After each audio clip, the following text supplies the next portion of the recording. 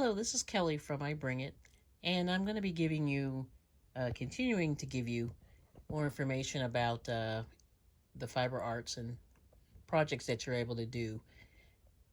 I just want to just do a quick update to the video that I just made, and really what I want to talk to you about is one of the tools that helped me when I first got started.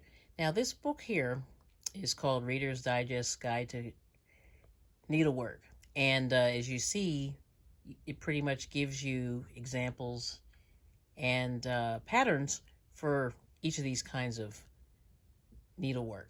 So, and if you see, it's embroidery, needlepoint, knitting, applique, quilting, patchwork, macrame, crochet, rug making, and lacework. So, the reason that I'm bringing this up is, online there are a lot of videos that you can use to learn the fiber arts, but I still say that if the internet is down or you have spotty internet access, having a book or a pattern, a PDF of a pattern or something like that can help you. And also, I do a lot of traveling and driving, so I like to have at least a hard copy of something, just in case. Okay, so I'm just going to run you through this book real quick, and I'll tell you why I like it. And I know for a fact, this book I think is, it's copyrighted 1979, and ironically, I don't believe that I owned this book, but I found it in the early 80s, and there's several editions, obviously. But I'm not aware if it's still in print, but the reason why I like this is I'll show you in just a moment. So as you see, we have all these choices of fiber work that you can do. So for example, here's crochet. And what they do is they break down each of the different types of needlework, and they show you the tools, and also they discuss the yarn that you have available to you for each one. And then they go through and they show you each of the stitches that are available. And this is one of the reasons why I say crochet can be a little more problematic, because there are so many stitches. And then it gets into Tunisian crochet, and this is lace, and also rug making. So, I mean, there's so many different things that you can do. And so, like I said, here's lace. And I really like this book because it gives you examples. And it teaches you how to hold the yarn, how to hold the needle. There's quilting. This is a little bit of needlepoint. And it goes on and on. So this is a really large book. And I have held on to this one. I found this one, I believe, in a flea market. And sometimes if you go to a yard sale or flea market or a thrift store, you might see this book. And like I said, there are multiple editions of it, but it is very helpful for just getting started, and kind of gives you even a little bit of how to design a garment, where to buy your yarn. They give you some. Now, of course, these resources are out of date, but it can be useful. But if you can't find this book, you can find a book like it.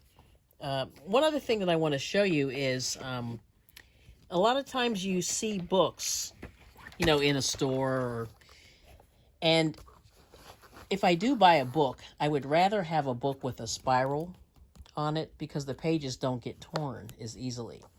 Sometimes if a book is glued together, it can, sometimes the pages can fall out over time when they get old especially.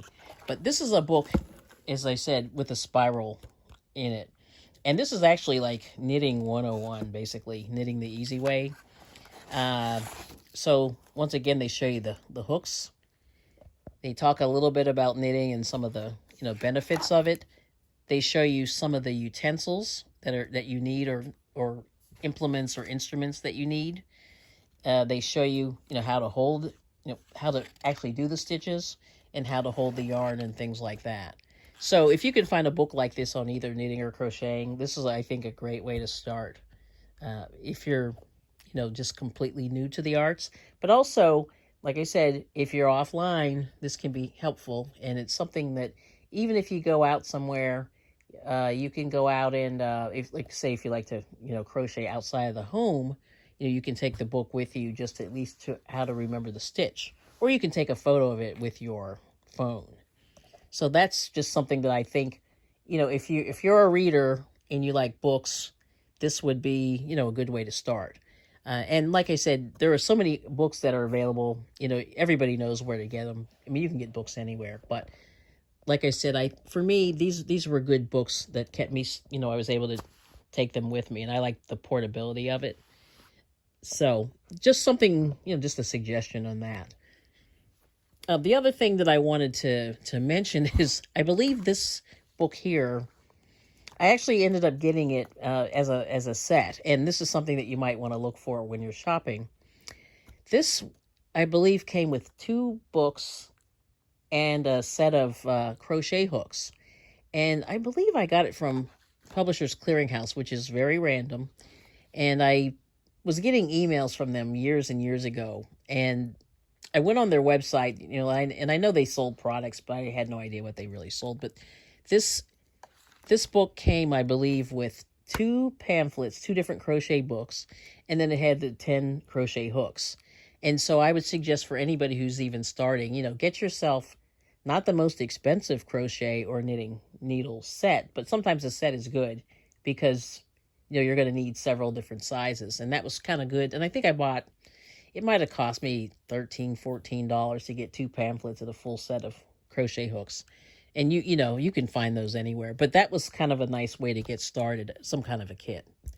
So I just wanted to make, mention of that. And that's just something else that you can look at in addition to, your online resources. So anyway, if you like what I'm showing you, please comment, like, and subscribe. And if there's anything you're interested in seeing, eventually I'm going to get to a few small tutorials, but I feel like I have a lot of information, that I can give people if they're interested. So have a nice day, and I'll be back soon.